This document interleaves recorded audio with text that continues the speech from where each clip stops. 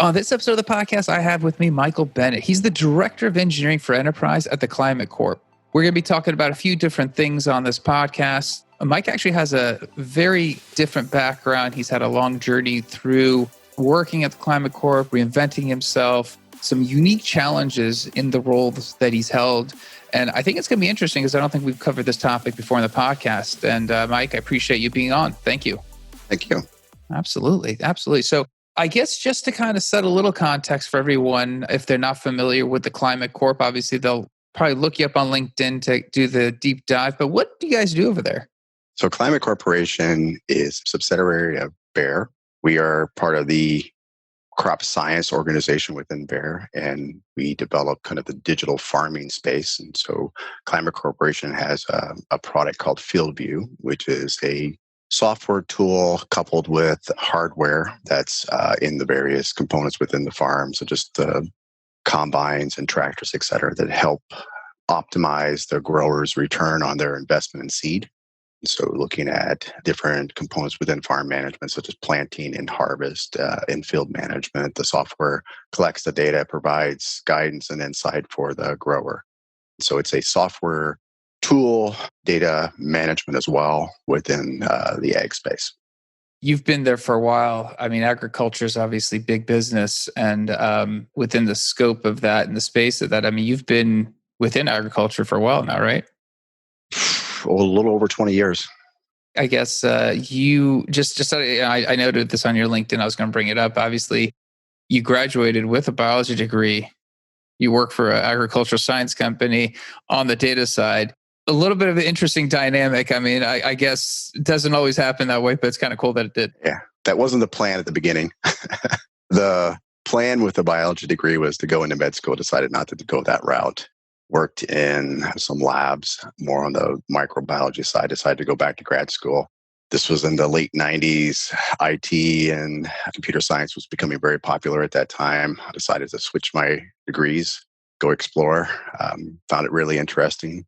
Moved for graduate school to the St. Louis area. At that time, Monsanto, which was acquired by Bayer, was looking for individuals who had the life science, chemistry background, but also an engineering background as well. That was at the time that Monsanto was making a fundamental shift in their business from a chemistry-based organization to a biotechnology organization. So they needed to find individuals who could help them with that shift in biotech and technology with managing the data at scale, which was really kind of the first time we really started to look at that. And genomic sequencing was kind of the area that I went into initially as I was recruited by Monsanto, and then moved through the ranks into management and stayed in the R&D organization within Monsanto, eventually moving over to the commercial business, and then got into kind of the next wave of ag, which was digital agriculture, which was kind of a new thing about 10 years ago. Looking at, hey, now that we have the biotech seeds and we have the chemistries, how do we really combine them to really optimize both the yield of the product as well as the revenue for the grower? And could we use data to drive that insight? So that was kind of the beginning of the new kind of market around digital agriculture. And so started that about 10 years ago. And that led to an acquisition of the Climate Corporation out of San Francisco. Joined that in 2014 and have been there since in multiple roles. Like I said, it wasn't a career path I could have ever mapped out 20 years ago. It was nowhere even on the horizon, but it's worked out. And it's part of some of the things that you and I have talked about in the past around kind of constantly reinventing yourself, constant learning, looking at new challenges, keeping your eyes open to where you have new opportunities and new things that you find interesting and exciting, and explore and move. Luckily, I was in a company like Monsanto and Bayer that really encouraged that growth and that exploration personally around your career. And so it's been pretty rewarding. I mean, you've been there, the 10 years, fantastic. So obviously something's working really well and the progress. And yeah, I think the one thing you'd mentioned on our pre-call was lots of reinventing yourself. And obviously the organization has to support that. I guess just to kind of just step back and talk about that, reinventing yourself within a company to be there for 20 years.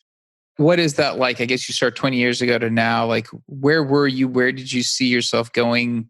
How'd you plot your track? I mean, those are, I guess, questions that people look at and go, it's not by accident you're there and you're at a director level. I mean, those are, you're obviously good and you've made some good decisions along the way in a company that's supporting you.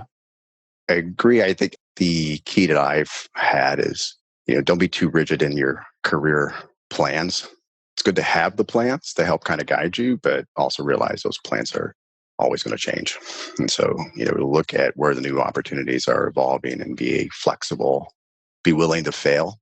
So yeah, I've made some good decisions. I've also made a lot of bad decisions, but having the ability to fail and learn from it and recover and move forward and not getting bogged down in the failure, look at that as an opportunity to learn something and move yourself past it. I think the other thing is also having the ability to kind of keep a pulse on how the company and the organization is evolving around you. Where are the things that are kind of growing?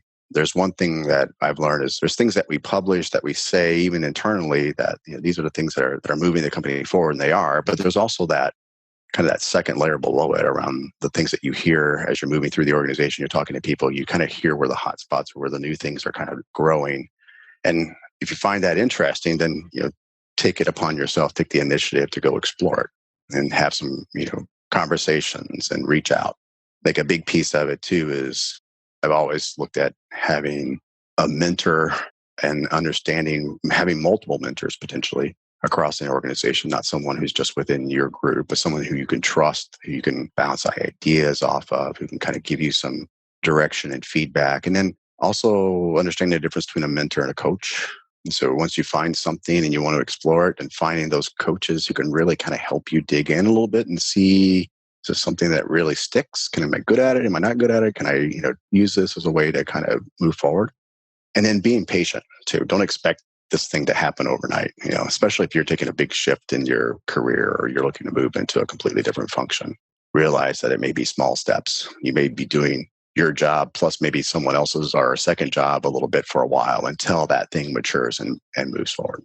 You mentioned mentoring versus coaching. Let's go back. I want to talk about that because we did a whole episode on mentoring, and I think it was really good. I like the fact that you brought up the coaching piece because obviously improving. It's one thing to ask for advice; the other is to improve. So I guess maybe using yourself as an example, maybe walk us through mentoring versus coaching in terms of how you sought that balance, and we'll kind of go from there. The way I've kind of looked at it is you can have a coach and a mentor in the same person, but typically they're different. And a mentor is someone, and this is my perspective on it, it's likely someone that you're going to stick with, even if you're not even in that group or department anymore. Maybe someone couldn't even be outside your company. And I do have mentors who are at different organizations. It's someone that you have a high degree of trust. You value their perspective. You value their honesty in terms of giving you feedback, whether it be positive or negative feedback around what you're doing or how to improve. You're really looking at them as someone to really help guide you along your journey. So that's a mentor. A coach is someone who, once I've identified something I want to learn or explore or evaluate, I'm looking for someone who can give me feedback on my progress in that area, or where I need to improve or what I need to do to kind of move myself along into the next level. And sometimes that coach may become a mentor and vice versa, but typically they can be someone separate. And usually a coach is going to be someone that's going to be in your area of interest, maybe in your department or where you want to go or in terms of your new job path or whatever. But that, in my mind, is a coach and a mentor difference. Both absolutely essential and something I think you have to nourish. It's not something that's just going to come readily to you. People aren't going to come to you and say, hey, can I be your mentor? Or can I be your coach? No, you have to actually be actively going out there and seeking those individuals. And then, I think the piece that I've seen a lot in terms of, as I've worked with my prior teams and growing other individuals, is that you've got to nourish that and keep that going. It's not something that you can just jump back into, especially on the mentor side. You can't talk to them, and skip having a conversation for 3 years. You really need to have the ability to, meet them on a periodic basis, have that conversation. Even sometimes if you're not even looking at a specific goal, but something that you can, nourish and grow. So they kind of understand how you're thinking along potentially multiple years. They kind of see how you've grown, and they can give you that feedback from a completely different perspective than maybe your boss or your manager or someone who, you work with directly. Interesting. I guess when you're looking, and again, we're using you as an example, but when you were looking back at your career, and obviously it makes sense, you need a mentor for the long term, and You're trying to, it's a bigger scope of what you're trying to accomplish with the mentor versus a coach. But focusing on the coach piece again, like when you were deciding to reach out, obviously, were there certain circumstances you're like, well, this is just absolutely new to me. I know nothing of it. Is it a case where you were like, I'm just not sure about what I know, or this is something brand new? Like, were there like parameters of when you'd go reach out for a coach? Because I mean, people obviously can't, we Google everything nowadays, but can't reach out to a coach for everything. But what were some of those drivers if I got to reach out because I do need this ramp up of information from somebody? I would typically encourage someone, especially if it's something that they have no idea what it is, to do as much self-education as they can to get themselves to a baseline. But then you reach a certain threshold where you get kind of stuck in terms of, okay, what do I do now? I know the basics. I know, if I'm thinking about, I want to move into a new programming language that has new opportunities on a new team. So I can read all the books I want on Python, et cetera, et cetera. But then how do I actually apply it in this work condition? Who do I talk to? How do I actually get an opportunity to potentially work on a project? That's where you start to feel out, okay, who would be potentially someone that could help coach and guide me on that way? And sometimes they could be an informal coach as opposed to a formal coach. An informal coach may be someone you just reach out to and you're using them as a coach, but they don't quite understand that they're really a coach to you. They're just providing advice or feedback. And then there are others who may be a formal coach. We say, hey, I would like to set up a coaching relationship with you, and I would like to have so much of your time for a period of time to help move me along. And then finding the right coach is another challenge too. So who's the right person? And sometimes that's hit and miss. Who is someone that I feel would be good at helping me along this path? And typically that's a little bit of that, hallway conversation that you learn through the day-to-day at an organization. Who's good at helping others, who has a kind of a natural affinity to, reaching out and helping, grow others on the team.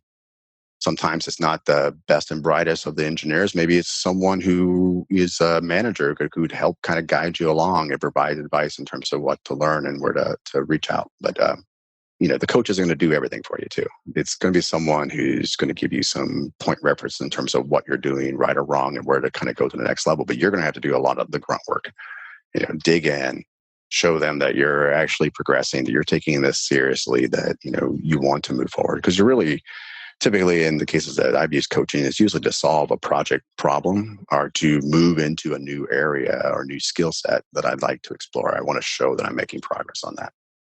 Yeah, and I think it's interesting because I think a lot of people, we have the piece where we'll go ramp up on our own, we'll try to get there. And the last mile, a lot of times is discouraging and we just stop because there's a challenge of having to go find that person, which is, I mean, you're basically selling yourself to somebody to have an opportunity. And it's like, I already have my job and now I've got to find this person. And that's when I think a lot of mentoring and coaching just kind of goes by the wayside, is the finding of the person.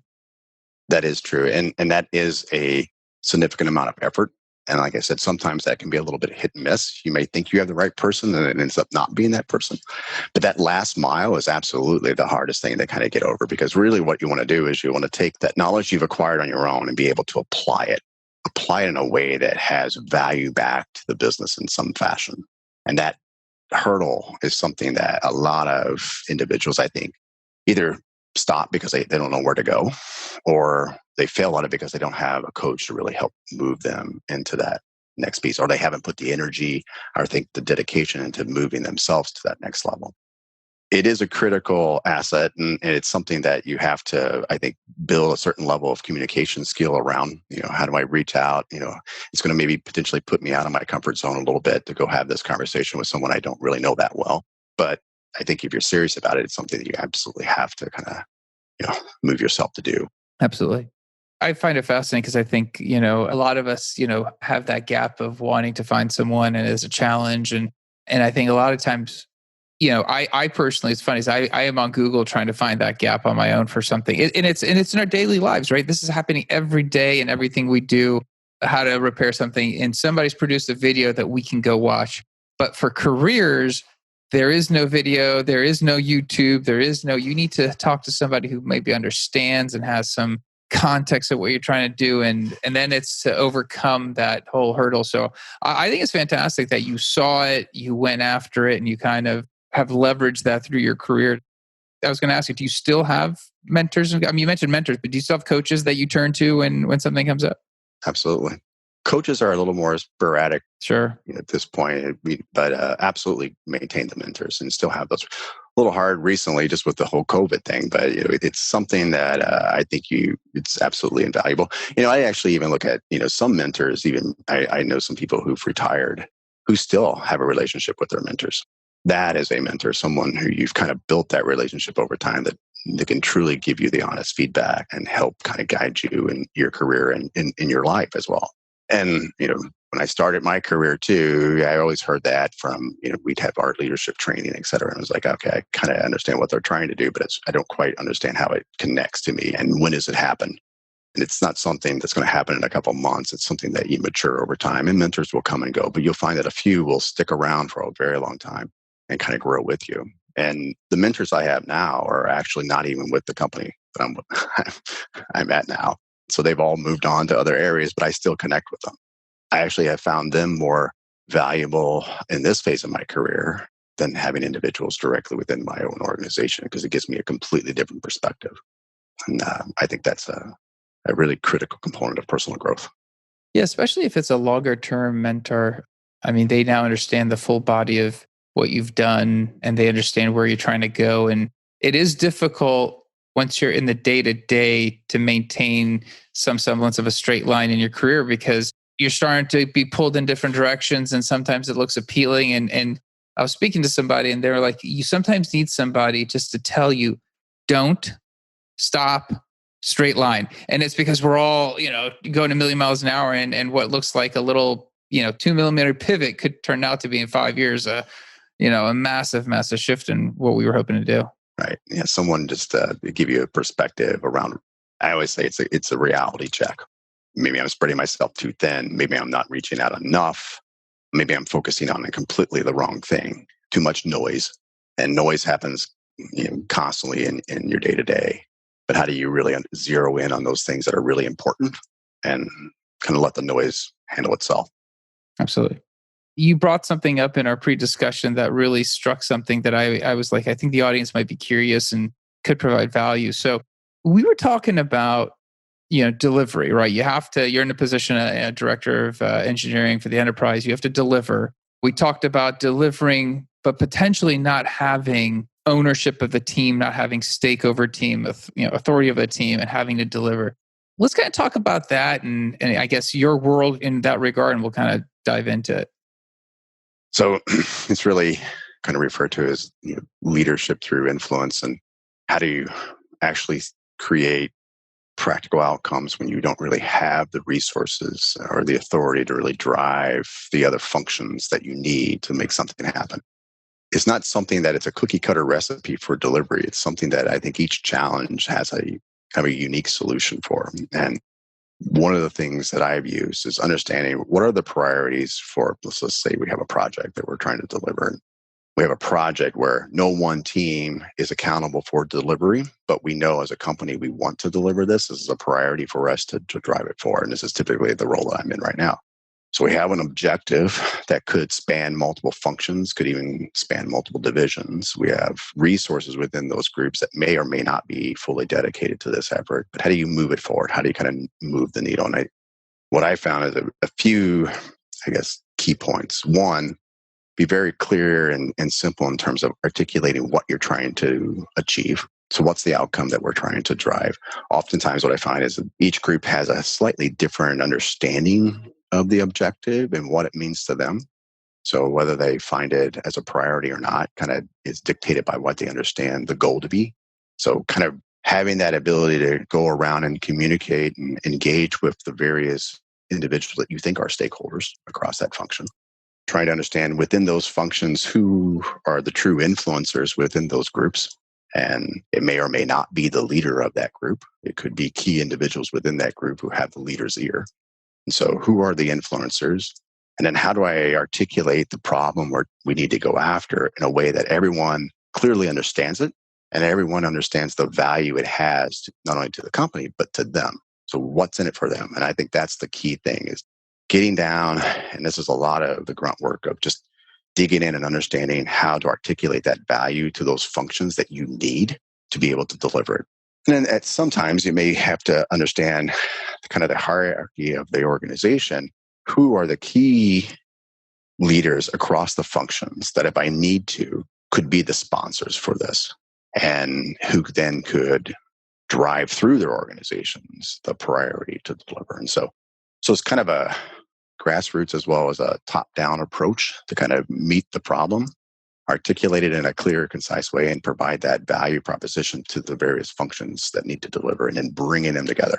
The other thing that I think is critical, and I kind of learned this a little later in my career, is that you can't lead this through committee. You have to lead it through, I think, a core set of knowledgeable and key influencers within those functions, and let that smaller set really drive the objectives and keep things on pace. Your role, once you kind of get the momentum going and you kind of get everyone's head kind of aligned in terms of what you're doing, is to not let the fire die. And so keep it going.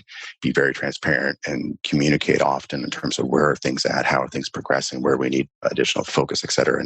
And breaking down the larger problems into manageable chunks that can really be delivered and measured so that we understand and we clearly see progress in a small time frame as opposed to a very long time frame. So those are some of the key things that I use, little tools and that I've used to drive delivery without having any resources or influence over those groups.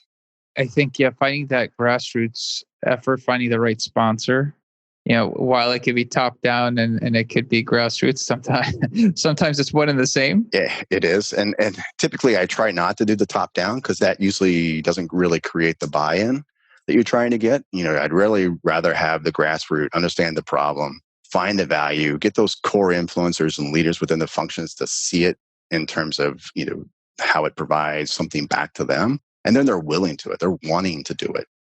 Top down is usually a last measure because that just creates resistance. I mean, you don't really get the partnership and things typically crumble.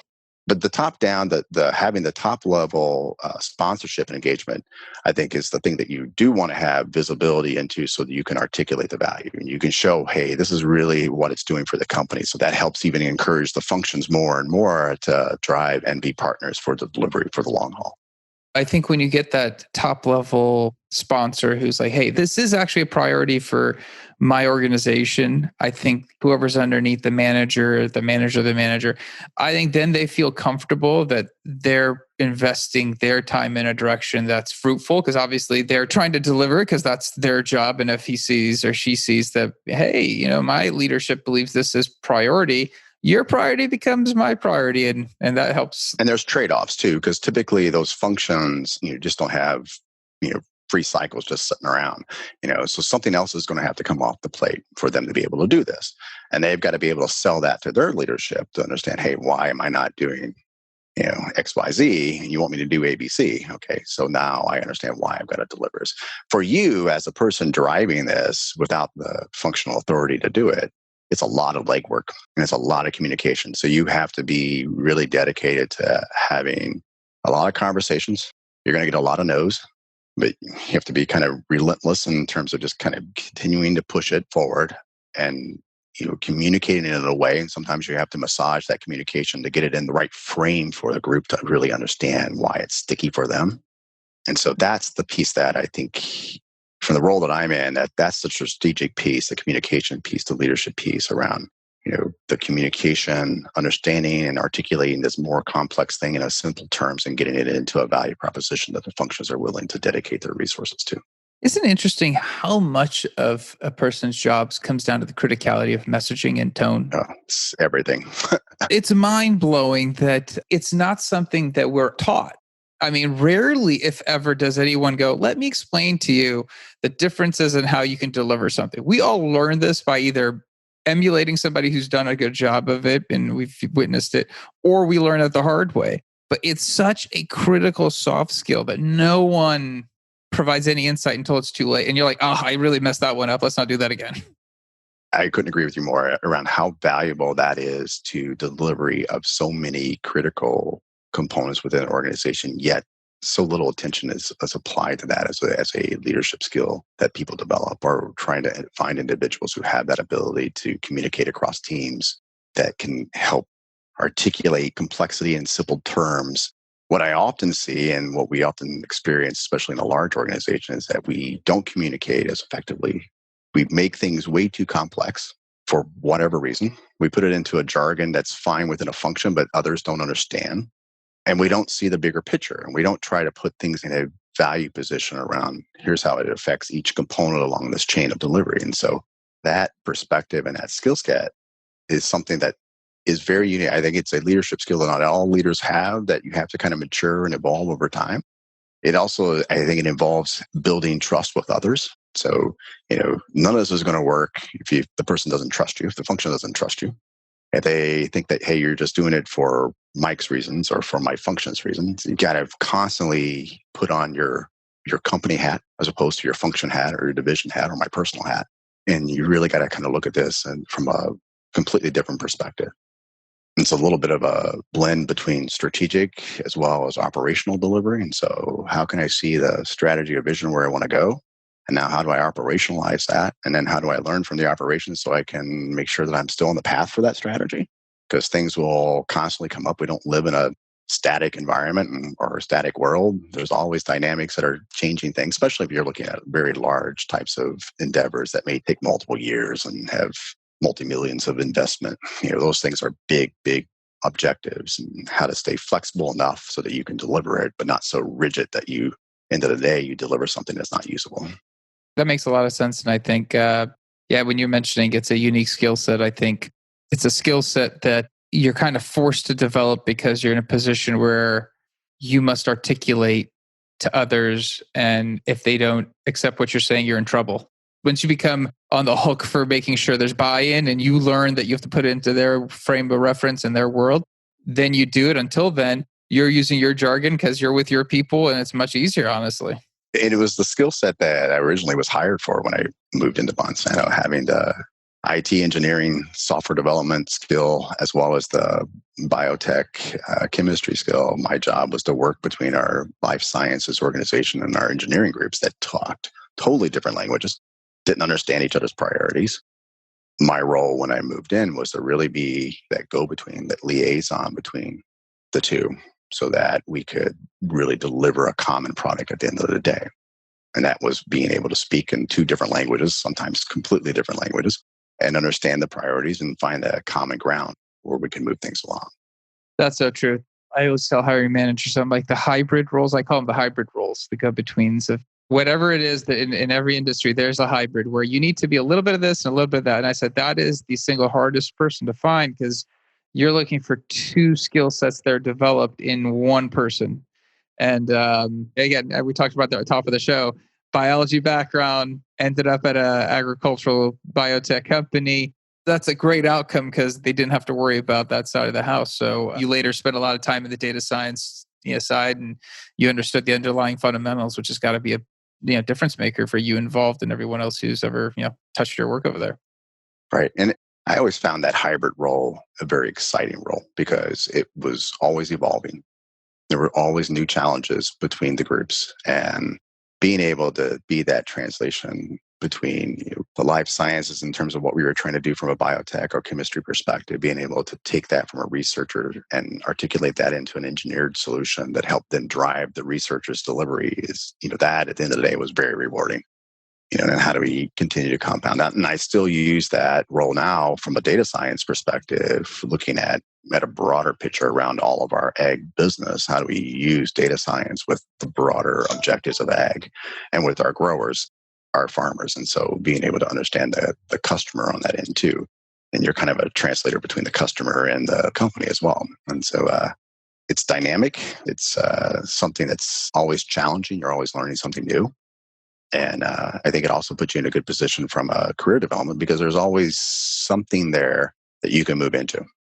It's very broad as opposed to being very narrow and detailed. It's a very broad role, but I think it's a very challenging and rewarding one as well.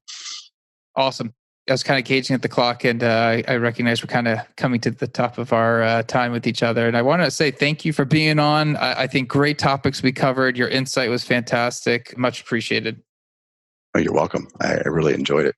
If someone wants to reach out to you, based on something you've talked about on the podcast, LinkedIn's the best, or is there another avenue? Yeah, LinkedIn. Yeah, just shoot me a note in LinkedIn. I'm always checking it. Yeah. Awesome. We'll make sure to include that in the show notes. So if someone does have a question and wants to follow up with Mike, that's the best way. Otherwise, that's it for this week. We'll be back again next week. Another guest, another set of topics. Until then, I ask for two things. If you could please continue to give me some feedback. I love it. I've given some notes in terms of topics you want me to cover and some different areas you want us to dive into. And we're kind of doing that. So that's awesome feedback. Secondly, subscribe to the podcast.